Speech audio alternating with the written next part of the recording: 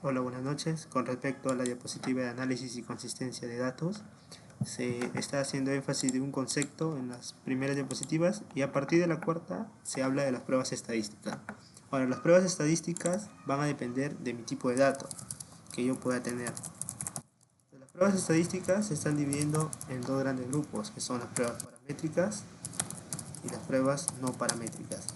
¿Cuál es la diferencia entre estas dos? Las pruebas paramétricas utilizan, por ejemplo, la media o la desviación estándar para hacer su análisis, mientras que las pruebas no paramétricas utilizan, por ejemplo, el sesgo, utilizan la mediana, utilizan un cuartil para hacer su análisis. Dentro de las pruebas paramétricas tenemos, por ejemplo, la prueba del test de Student, la prueba del test de Fisher.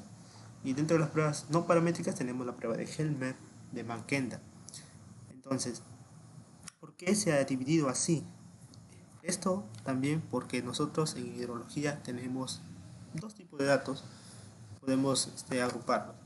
Trabajamos con datos totales o promedios y trabajamos con datos máximos. Los primeros asociados generalmente a temas de balance o disponibilidad hídrica y los segundos que tienen que ver con temas de máximas avenidas.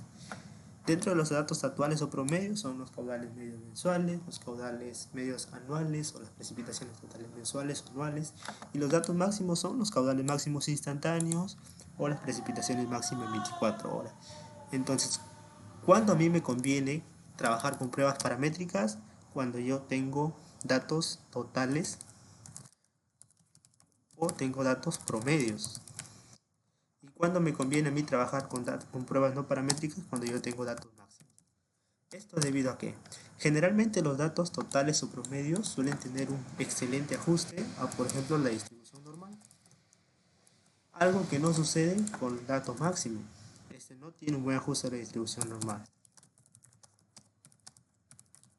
Esto debido a que los datos máximos generalmente presentan un mayor grado de incertidumbre, debido a que justamente son datos que suelen asociarse a fenómenos o a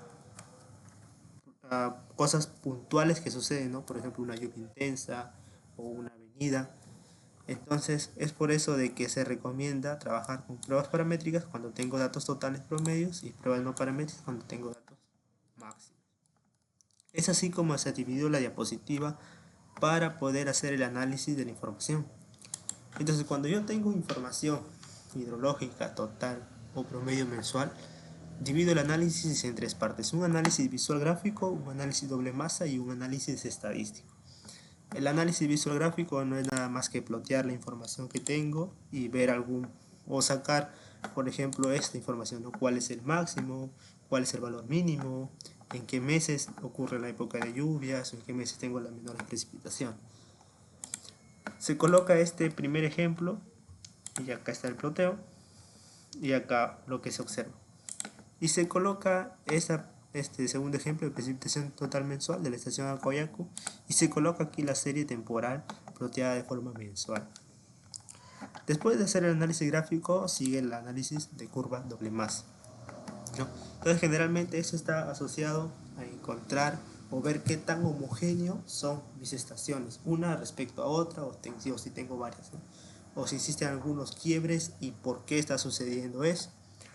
Entonces, yo para hacer mi curva doble masa necesito primeramente encontrar una estación confiable, una estación base, que la puedo seleccionar a criterio debido de repente a que es la más antigua, o la puedo seleccionar mediante un análisis de regresión. Esto se hace de la siguiente manera, ¿no? Aquí tenemos ya después de escogida la estación base, se plotea la estación en estudio o la estación a analizar con mi estación base. Pero vamos a ver cómo se escoge la estación base, que está en la siguiente diapositiva. Tengo, por ejemplo, esta es la cuenca del río Guayaga y tengo varias estaciones aquí, ¿no? Entonces yo quiero escoger mi estación base. Bueno, voy a proyectar el Excel en el cual están estos datos. Tengo mis estaciones, que son precipitaciones totales mensuales. Se realiza el análisis gráfico, se plotea la serie temporal, se hace un periodo de selección y relleno, que son algunos datos que faltaron, y simplemente se está completando con el promedio, no hay mucha ciencia allí. Y aquí está la curva doble masa, ¿no? Entonces, consiste en plotear la precipitación promedio acumulada y la precipitación acumulada de cada estación. Entonces yo aquí tengo ya mis datos totales mensuales y como puedo apreciar aquí tengo un pequeño resumen, ¿no? Desde qué año están tomando datos las estaciones.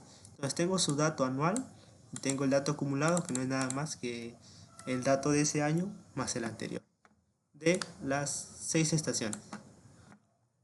Busco un periodo que tengan en común, en este caso es del 2000 al 2012, y con este periodo es el que voy a trabajar. Esto que está aquí se muestra en este Excel, es lo mismo, pero aquí voy a sacar el promedio de la precipitación acumulada, que es este que está acá. Esta columna representa el promedio de la precipitación acumulada. Entonces voy a plotear este versus cada uno de esos de acá, de la estación. Se están ploteando en este Excel, en este gráfico, y se está haciendo un análisis de correlación, donde el que tenga un coeficiente que se ajuste mayor a 1 o se muestre cercano a 1 va a ser escogido como mi estación base. En este caso es la divisoria. La divisoria pasa a ser mi estación base, o sea, va a ser mi estación con la cual yo voy a plotear un versus cada una de estas. Y esto se muestra debajo, está la curva doble masa tomando como estación base la divisoria. Entonces se plotea la divisoria versus las otras estaciones. Y lo que se va a apreciar en algunos gráficos, por ejemplo, es este de acá, ¿no? Aquí vemos los puntos, como acá hay una inconsistencia. Esto se tiene que averiguar el por qué o ya se analiza. Y este análisis de curva doble masa también me sirve para descartar algunas estaciones que de repente muestren muchos quiebres, como por ejemplo Ucayali parece que muestra muchos quiebres. Y de repente hay estaciones que sí tienen mejor ajuste, como por ejemplo esta punteada de azul, que es San Rafael, parece que tiene un buen ajuste. Y es así como yo analizo con la curva doble masa. Pero esta no es la única forma de hacer mi curva doble masa, también puedo hacerla de adoptando otro criterio. Que este criterio está relacionado más que todo con la ubicación de las estaciones. Entonces, para el mismo caso en estudio, ¿qué pasa si yo tengo esas mismas estaciones y yo decido agrupar según la ubicación y según su altitud? ¿Por qué? Porque lógicamente si yo tengo estaciones que están cercanas a una similar altitud, seguramente el comportamiento de la serie tiene que ser parecido. Entonces con ese criterio yo puedo adoptar y plotear, por ejemplo, San Rafael versus Chaglia, Carpis versus la Divisoria, y hacer un ploteo aquí de Palmahuasi versus la Morada y Aucayacu versus Tingo María. ¿No? En este caso yo estoy ploteando mediante grupos. Y esto se muestra aquí en las diapositivas, ¿no? Solamente he colocado en donde se ve una inconsistencia de datos, porque son varios ploteos. Entonces, por ejemplo, aquí tenemos Tingo María versus Aucayacu. Y se puede apreciar cómo hay aquí esta inconsistencia con respecto a Ucayali, ¿no? Y por ejemplo acá Chaglia con San Rafael vemos que también presenta este comportamiento. Entonces, ¿esto qué me quiere decir? Tingo María y Aucayacu, a pesar que están cercanas, vemos que Aucayacu no se está presentando una buena consistencia. Y San Rafael versus Chaglia, que son estaciones que están cercanas, también vemos que no tienen necesariamente ese comportamiento homogéneo. Entonces eso me sirve, por ejemplo, para descartar esas estaciones y de repente ya no trabajar con ellas y quedarme solamente con Tingo María y San Rafael, ¿no? Entonces, después de hacer mi análisis de curva doble masa, lo que sigue es un análisis estadístico. Este análisis estadístico, recapitulando, aquí es donde se utilizan las pruebas paramétricas. Entonces, los test más conocidos con respecto a pruebas paramétricas son el test de Fisher y el test de Stewart. Este análisis estadístico se realiza tanto para los saltos y tanto para tendencias. Los saltos los voy a evaluar en la media y en la desviación estándar, y las tendencias también los voy a evaluar en la media y en la desviación estándar.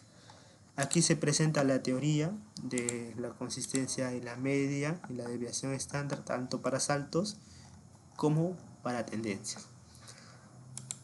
En este caso yo he colocado la información de ellos en esta carpeta.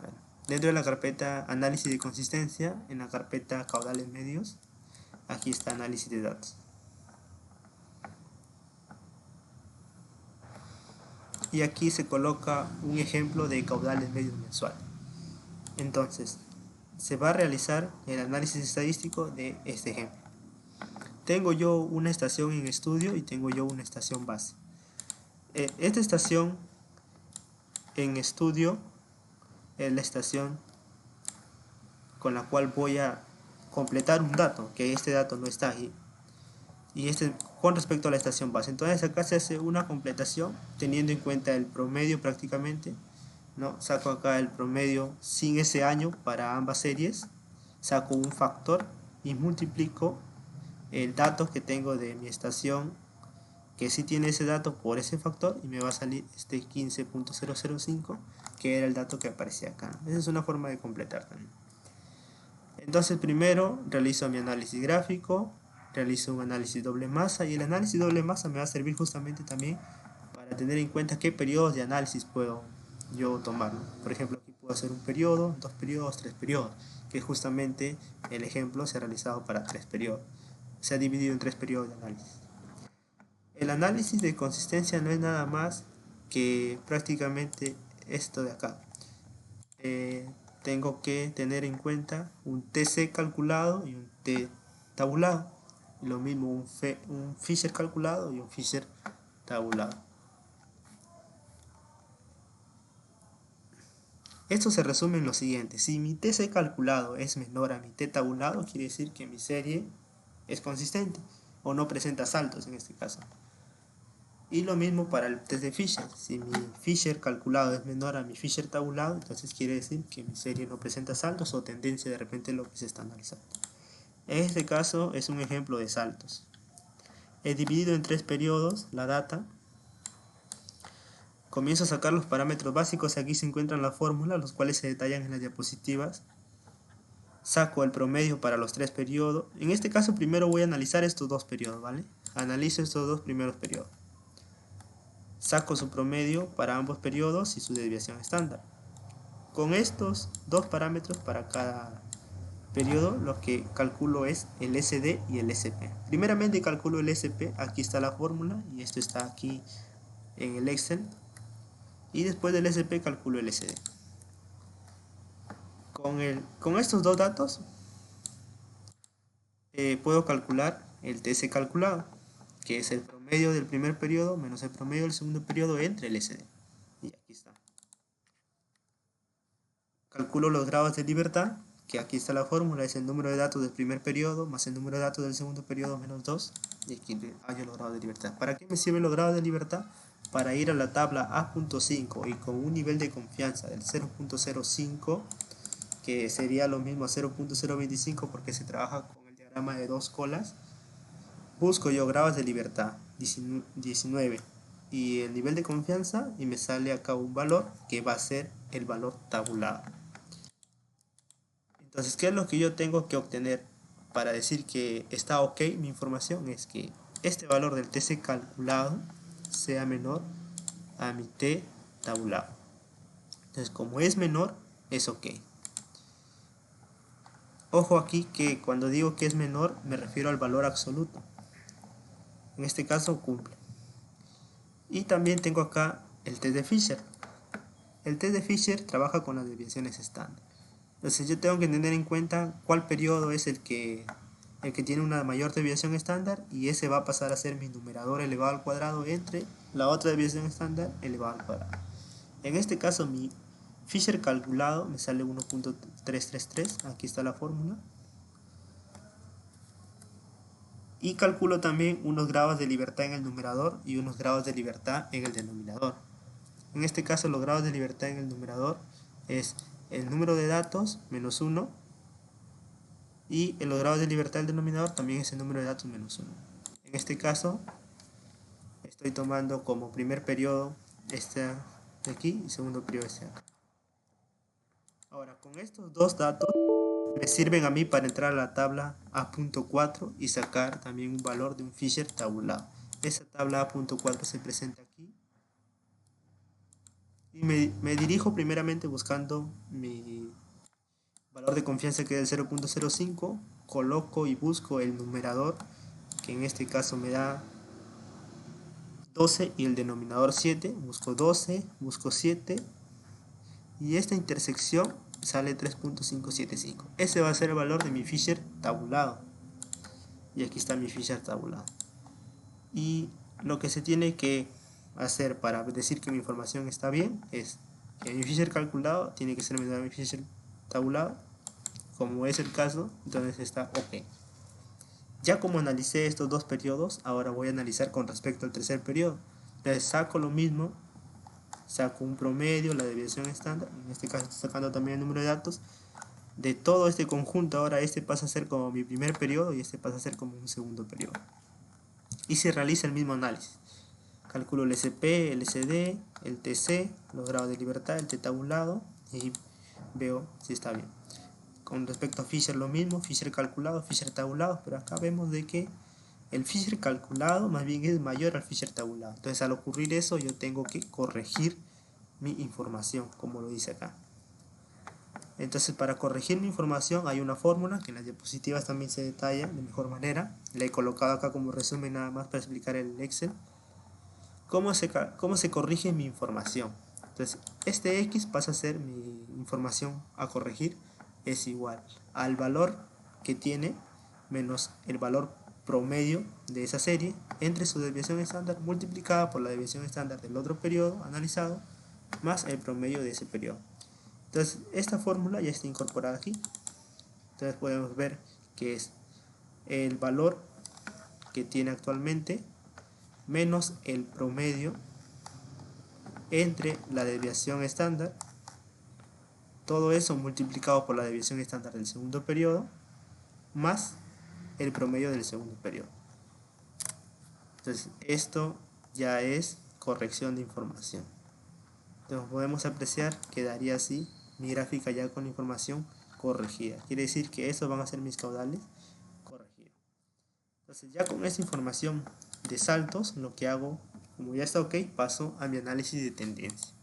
En este caso solamente he hecho el análisis de tendencia en la media, ploteo toda mi información que tengo que ya pasó el análisis de saltos y calculo los siguientes parámetros.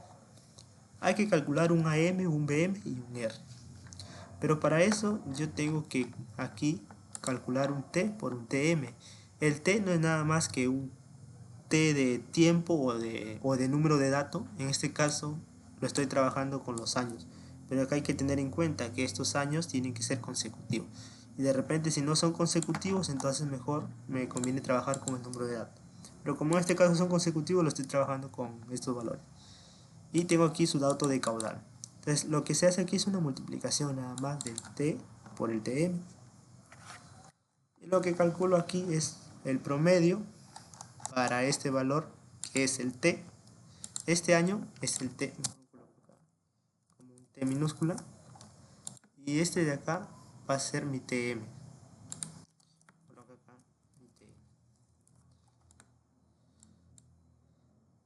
Ya, a ver. Ya, este es mi TM.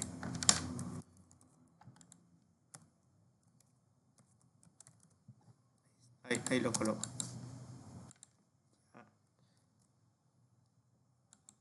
Bueno, acá está mi TM, está como índice.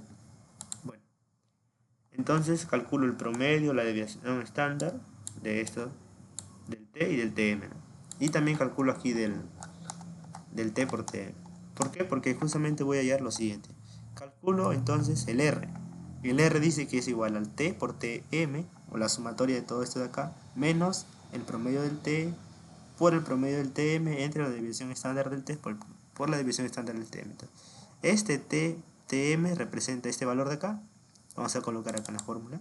Es este valor de azul menos el promedio del T, que es este rojo, multiplicado por el promedio del TM, que es este lila.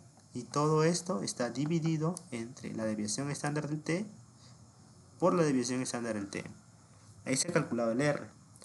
El BM es el R multiplicado por la desviación estándar del TM entre el ST. Y aquí está la fórmula también. Y el AM es el TM menos el promedio del T por el BM.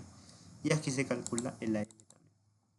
Esto que está acá me sirve para mí para calcular una ecuación lineal, que es AM más BM por T, y esa es mi ecuación lineal. ¿Por qué? Porque esta ecuación me va a servir más adelante en caso mi información no presente una consistencia en la tendencia, entonces corregir. Desploteo acá mi información y ahora voy a hacer el análisis estadístico de la tendencia en la media. Este me sirve para calcular mi TC calculado, que es R por la raíz cuadrada de n menos 2 entre la raíz cuadrada de 1 menos R al cuadrado. Esta fórmula ya está incorporada acá. Hallo mi grados de libertad, que es el número de datos menos 2, en este caso sale 68. Y mi T tabulado es lo mismo que el anterior. Es el grado de libertad con mi nivel de confianza y me sale este valor de acá. Entonces, al hacer yo el TC calculado con el T tabulado, comparar para ver si es menor, me sale corregir. ¿Por qué? Porque lo que se está comparando es el valor absoluto. Acá sale con signo negativo. Puede salir con signo negativo, pero yo tengo que comparar el valor absoluto del TC calculado. Entonces, como mi valor absoluto es 2.47 y ese valor es mayor a 1.99, entonces quiere decir que yo tengo que corregir mi información. Y para corregir mi información se hace de la siguiente manera. Tengo yo aquí el valor del caudal y el valor del TM lo voy a calcular con esta ecuación de acá. Ingreso esa ecuación, que es AM más BM por T, que es el año, y calculo así para todos los años. Y después calculo un IT, que va a ser, digamos, el dato ya corregido, que es el valor del TM menos el valor actual. Absoluto teniendo en cuenta porque en algunos puede salir negativo. Entonces de esa manera se calcula el IT y este pasaría a ser con mi nuevo caudal. Entonces, pero ¿por qué no se utiliza mucho esto? Justamente por este motivo, porque como podemos apreciar prácticamente estoy como recalculando los caudales con el objetivo de que me salga que es consistente en la tendencia. Entonces, por eso generalmente casi en la tendencia no se hace ese análisis, mayormente se hace el análisis de saltos, porque la tendencia lo que refleja nada más es cómo es el comportamiento de mi serie respecto al tiempo nada más. Entonces, si está de forma lineal, si está bajando, está subiendo. En cambio, los saltos sí es un análisis mucho más importante porque pueden reflejar errores que se pueden haber cometido en las mediciones o me puede reflejar algunos eventos extremos mucho más en, en una gráfica, por ejemplo, de esta manera, ¿no? Tengo un punto acá, entonces, por ejemplo, aquí puedo decir que hay un salto con respecto a este, acá hay un salto. Eso es con respecto al análisis de datos para precipitación total o promedio.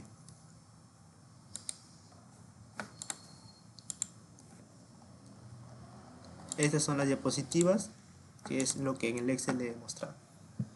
Como algunas conclusiones, podemos tener por ejemplo acá.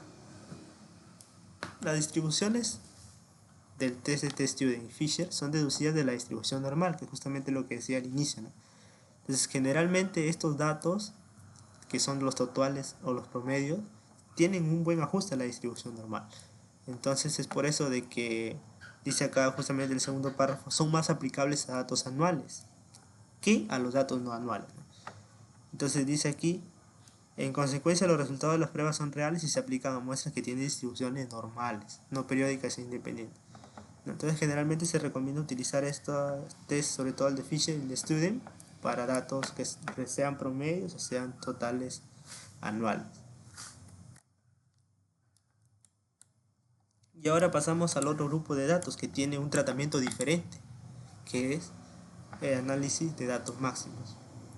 Para este tipo de datos se ha colocado las siguientes diapositivas o los siguientes pasos. Primeramente, igual se hace un análisis gráfico que me permite a mí ver cuál es el valor máximo o el mínimo de la serie. Acá tengo esta estación 1, tengo la precipitación máxima en 24 horas. Y hablamos de pruebas estadísticas, pero en este caso hablamos de pruebas de homogeneidad, que son pruebas no paramétricas, ¿no? Tenemos por ejemplo Mann-Kendall, tenemos Helmer, tenemos Kramer, tenemos Ransom. En este caso solamente se ha colocado la prueba de Helmer, que es una prueba fácil y sencilla, que es de la siguiente manera. La prueba de Helmer consiste en, tengo mi información y a partir de mi información yo voy a colocar los signos respecto al valor que se tiene de ese año al promedio. Entonces, por ejemplo, eso lo vamos a explicar acá en el Excel. Está en precipitación máxima en 24 horas, en pruebas de homogeneidad.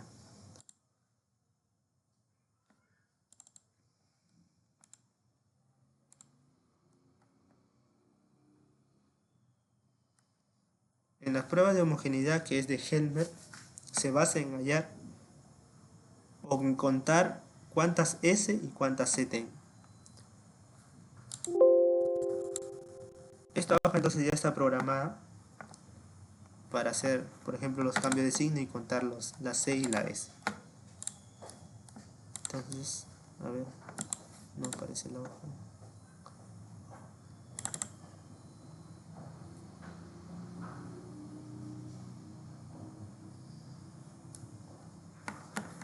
Que al final lo que tengo yo que corroborar es esto, que está aquí en la diapositiva, ¿no? Que el valor de S menos C sea menor, perdón, sea mayor a la raíz de n del número de datos menos 1. Entonces, con esto de acá yo puedo decir que mi serie es homogénea. Entonces, vamos a analizar, por ejemplo, acá.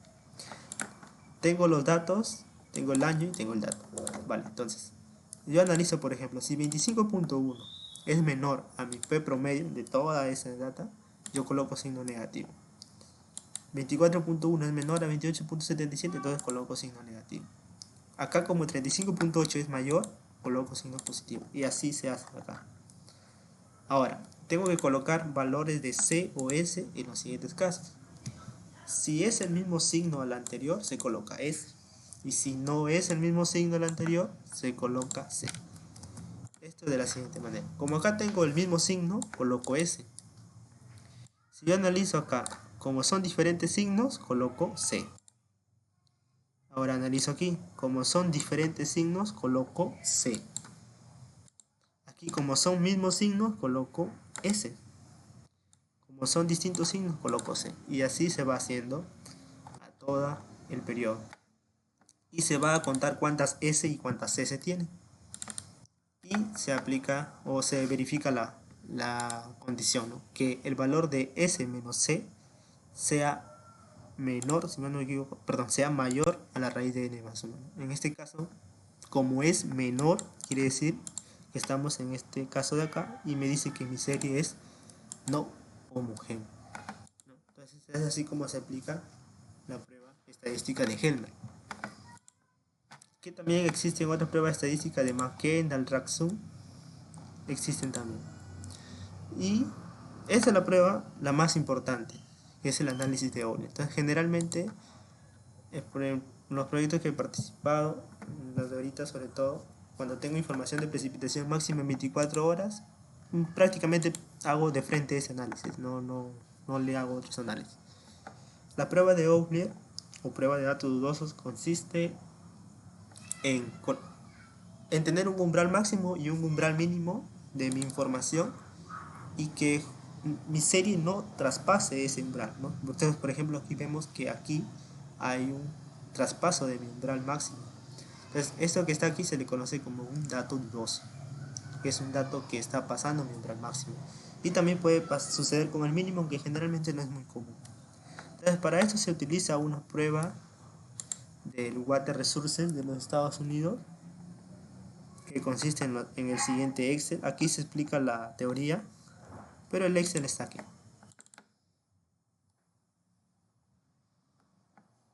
Entonces el análisis de Euler, acá estoy colocando 3 estaciones. Entonces la estación 1 es la misma de la que se tuvo en Helmer. Acá son los mismos datos. Entonces acá yo tengo mi año y mi precipitación máxima en 24 horas. Lógicamente este valor es el máximo de los 12 meses. Y lo que hago es sacar los logaritmos de toda esta data. Saco los logaritmos y aquí saco algunos parámetros estadísticos.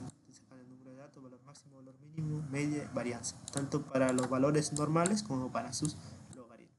Entonces la prueba de datos dudosos consiste en hallar yo un umbral máximo. Este umbral máximo está representado por este XH, que es igual al promedio más un factor Kn multiplicado por la desviación estándar. Este factor Kn va a depender del tamaño de la muestra. En este caso, como son 35 datos, con esta tabla de acá saco el valor de Kn, que le corresponde 2.628, ¿vale? Entonces con este calculo yo mi XH, que me sale 1.7. Y como este es un valor que está saliendo de los logaritmos, para pasarlo a un valor normal, mejor dicho, entonces se eleva a la base 10 y me sale un pH de 48.94. Quiere decir que mi umbral máximo es este de acá. Y así hago con el mínimo también. En este caso tengo 15.83. Entonces lo que me dice, así a modo de resumen, es que mis datos no pueden pasar este valor y tampoco pueden pasar este valor. Y como podemos apreciar, la información se mantiene dentro de esos márgenes. Por eso se coloca acá que no existen datos dudosos, ni máximos ni mínimos. Y es así como se hace la prueba de Euler. Aquí en la teoría se está colocando, generalmente se hacen los dos análisis de máximos y mínimos, pero si es que quiero saber cuál realizar, que no es tan difícil, se hace con el coeficiente de sesgo, ¿no? Entonces, por ejemplo, si me sale un valor, por ejemplo, mayor a 0.4, entonces quiere decir que primero yo hago el análisis de los datos dudosos altos de los máximos, ¿no? Y si me sale un valor menor a 0.4, hago de los mínimos. Pero se puede hacer de los dos, como está en el Excel, no hay ningún tipo de problema. Aquí se muestra la teoría. Y para terminar, aquí he colocado una diapositiva que son programas para realizar test estadísticos con respecto a hidrología. Tenemos el software Train, que es un software que tiene pruebas estadísticas como Mann-Kendall, Spearman, regresión lineal, tiene los test de Fisher y los test de Student.